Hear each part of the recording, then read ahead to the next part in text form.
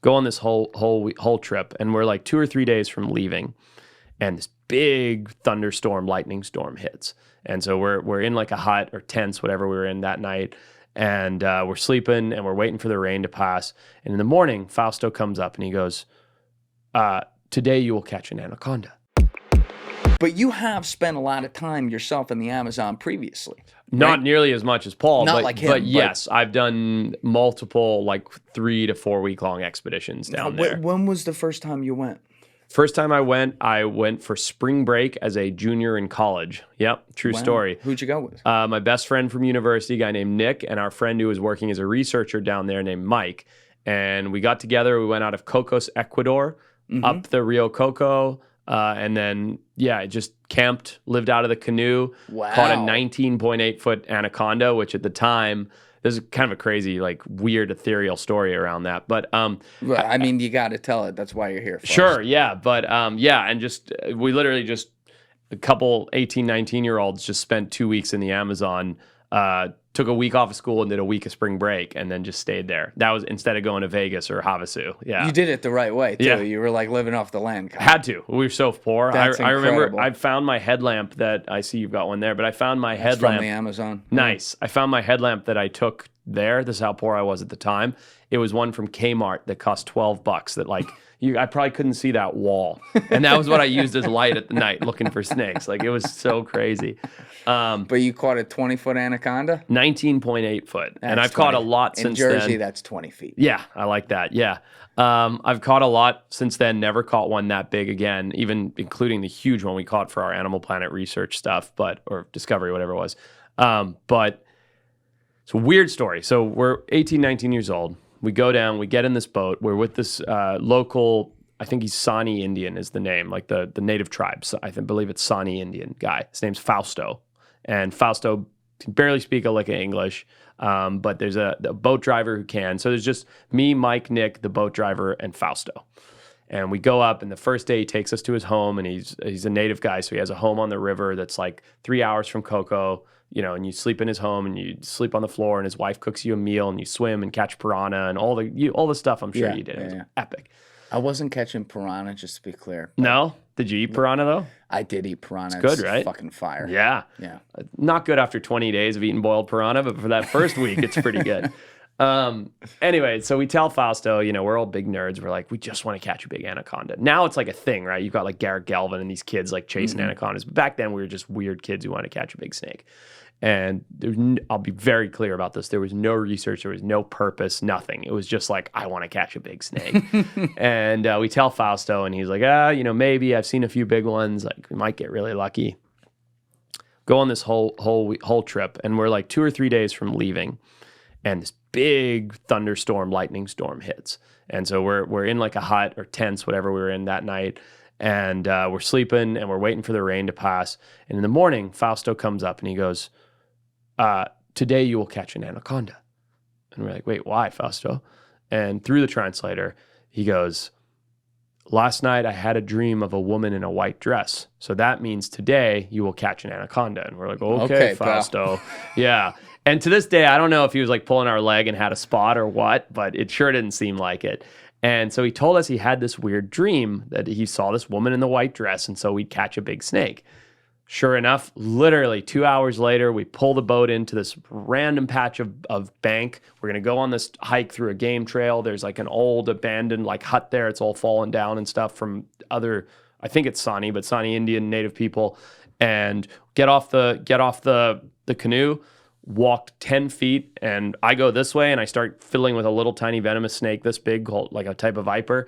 And then my buddy Nick just goes, "Get the fuck over here right now." And we run around, and there's a snake, and its coil is as big as you to me, just coiled up. God. And we caught it, whatever. We took photos, measured it, blah, blah, blah. But the point is, it was just so weird because the likelihood of us catching a snake was infinitely small. Fausto said, like, you're probably not going to catch one. They're very rare. We only see the big ones once in a while. This isn't like a predictable place like going into the Rio Bonito area where they see them and they dive with them and film them. And I've done that, and it's incredible. We saw like 5. This is like raw jungle, like where Paul lives, where you have no idea what you're going to see on any given day. And then he comes in and goes, "I had this dream something to do with the weather too. I don't remember, but he's like, I had this dream, and when you see lightning plus the woman in the white dress, I don't remember that part. I just remember the woman in the white dress part. It was today we'll catch a snake, and it was like, it was as if you had said, today we'll pick up a Starbucks latte. It's like, it wasn't like maybe, you know, it was like, yeah, we'll grab a coffee today, you know, and he was just 100% convinced. And 3 hours later, we found one. And it was pretty quick to be able to, because you found it coiled up, it was pretty quick to be able to actually like, get a It was an handle of it. old snake, really like sunken in eyes, like very old animal. And so my buddy Nick grabbed it by the head, and then we uncoiled it from his body as it tried to coil him, you know, because they try and wrap you up and stuff. Yeah. And it was probably a 8-minute fight or wrestle, if you will. And then the snake relaxed, and you still had to hold its head, but you didn't have to hold it tightly. And we could like look at it and appreciate it. And it was just, honestly, like, it's not good for me to even admit this, but it was just kids being kids. Like, we were 18 years old. We just wanted to catch big snakes. We'd saved up enough money to go visit our researcher buddy, and we just did it. And it was awesome. There was no purpose to it. It was just awesome. Now, did you interact with any natives out there in the Amazon on any of your trips? I mean, obviously, you're being taken around by some, but like, did you visit, not necessarily uncontacted tribes, because there's a reason they're uncontacted, but some of the tribes of the Amazon? Oh yeah. I mean, we were with the Sani people there, Fausto, and we met his wife and his kids, and we bumped into a couple others that were canoeing and fishing in the area. You know, we only saw like 3 people the whole time we were there, so it wasn't like we were out there. And then in the Rio Apaporis, we worked with former FARC rebels. So FARC rebels? Yeah, so the FARC controlled the Colombian Amazon and the cocaine and all of that, and fought the government for like 30 years there. Oh. And then they finally reached a truce, and we flew in on you might ask yourself why a World War II cargo plane used to fly in and out of the jungles of Colombia. For nothing but sightseeing and tourism. That's right, and had a lot of cargo hold for some very strange reason. But that's what you got to do. That's right, and we flew in and landed on this very well-manicured strip that happened to be near coca plantations for some weird reason. Listen, it's a product that people need. That's right, and it was interesting because on that one, we're going up the river with this guy, and the boat driver, he goes, I was like talking to him, in like broken Spanish and stuff. And I was like, so how are things here since like the truce and blah, blah, blah. It'd been like a 30-year ongoing war, basically. And he's like, oh yeah, really good. Like everything's calm now. Like people can visit, like there's no conflict anymore. And I was like, cool. Do you know any FARC rebels? And he's like, well, yeah, I was FARC. I was like, oh, wow, that's cool. And then I go, so, I was like kind of joking, but I'm like, what would have happened if I'd come a year ago? He's like, I would have cut your head off. I was like, oh, right on. And I'm like, okay. And he was dead serious. He was just like, yeah, I would have cut your head off. Like, you couldn't have been here a year ago. And I'm like, cool. It's a whole different reality down there. Yeah. I mean, but that's the thing. Like, you go into some of these places, the minute you go into the jungle, you go 2 miles in, that's 2 miles farther than anyone from the military or the police or what you may know as like law and order civilization would be willing to go. That's right. So you can do, like, it's a no man's land out there. You can do what you want, which is kind of crazy to think about. I think that's why Paul loves it so much. In addition to everything he stands for, it's just he has complete freedom. Right. He is his own lawmaker where he lives. Right. There are no rules, But you went back, that was your spring break. You went back down there a bunch, like in your adult life too? Yeah, so I went there then. I went to that Rio Apaporis thing where the guy said he cut my head off. Oh, that was after. That was later. Yeah, that was a different trip. And then I've been to the Pantanal, which is the big wetland that's in South America that's connected to the Amazon. I've been to Benito, which is where they have that clear water where we caught a bunch more big anacondas and took isotope analysis, scale samples, blah, blah, blah, like for purpose, not just for fun, like when we were kids. Yeah. But yeah, I've spent some time down there. I love it down there. Yeah, it's really cool that, like, a lot of places could certainly use Western medicine to be able to heal normal afflictions that we have and stuff like that. But like Paul has a quote, we have a sap for that. Sap for that? Yeah, because he uses all the tree sap, right? Yeah, like they have amazing innovations down there as well to be able to heal, common types things that we deal with that might drag us down a lot longer than it does them. Definitely not everything, though. Like when we did that Apaporis one where the FARC rebel guy was, this was like 7-8 years ago now. We got back from our trip. We found the crocodilian we were looking for. It was a huge success. And when we got back to the village that we were staying in where the cocaine dealer's airstrip was, the plane couldn't come that day because we got in at like 3:00 in the afternoon or something. And the plane couldn't come, so they weren't going to come until the next day. And so we're like, oh, it's cool. We'll spend the night in the village. We stay in the huts. It's all good. We've done this before. And our medic was with us, our medic Josh. And this is a crazy story, but I did these had to snort this powder out of a monkey bone to go up the river, blah, blah, blah, blah. But you had to wait. You can't skip over that, Forrest. Hold on. Let's get the exposition here. You had to snort powder out of a monkey bone to go up the river. So the tribal leader at that village was a guy named Lorenzo, and he invited us into his Moloko, which is a hut in the jungle, and he was also like the shaman of the area. And he said, I told him we had to get his permission. This is all on our Animal Planet show, by the way, which is crazy they let me put this on air. But he said to us, I said to him, we need to go up the river and look for the caiman, the yellow caiman, as they call it. Mm-hmm. And he's like, all right, well, if you want to go up there, it's very, very dangerous. There used to be FARC up there. People die up there, blah, blah, blah. There's big snakes. There's caiman. I caught big snake on that one too. And he's like, you have to have this jopu stuff, which jopu is like a kind of a generic term for a mix of powders and tobaccos and things.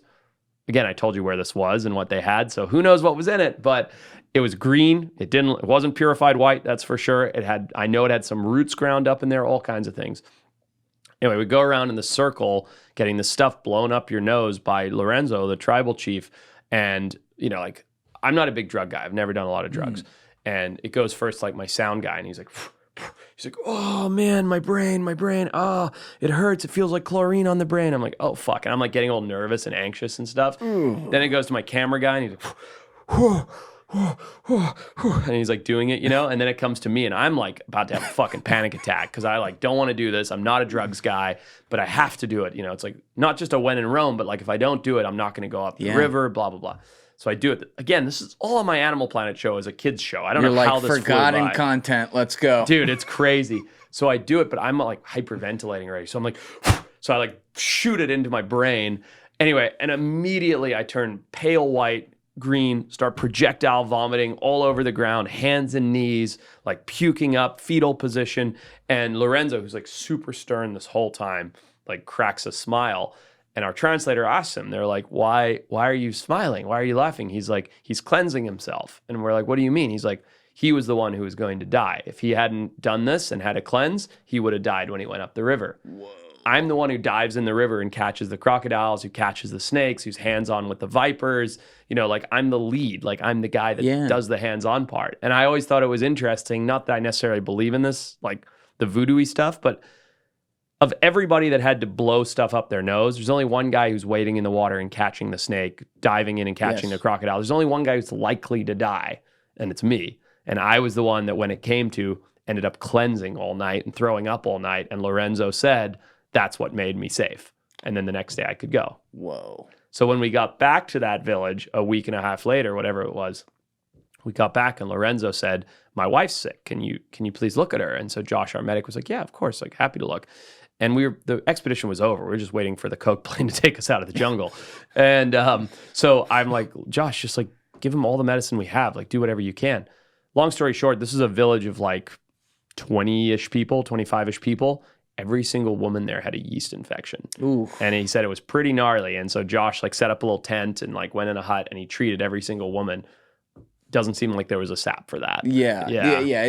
To be clear, what I'm not getting at is that it can heal all of nature's whatever. Yeah. But it's cool that there's some things that they can take care of, and there's literally a tree sap that has it, but they're still disconnected from the world in the sense that they don't have access to the Western medicine that we do.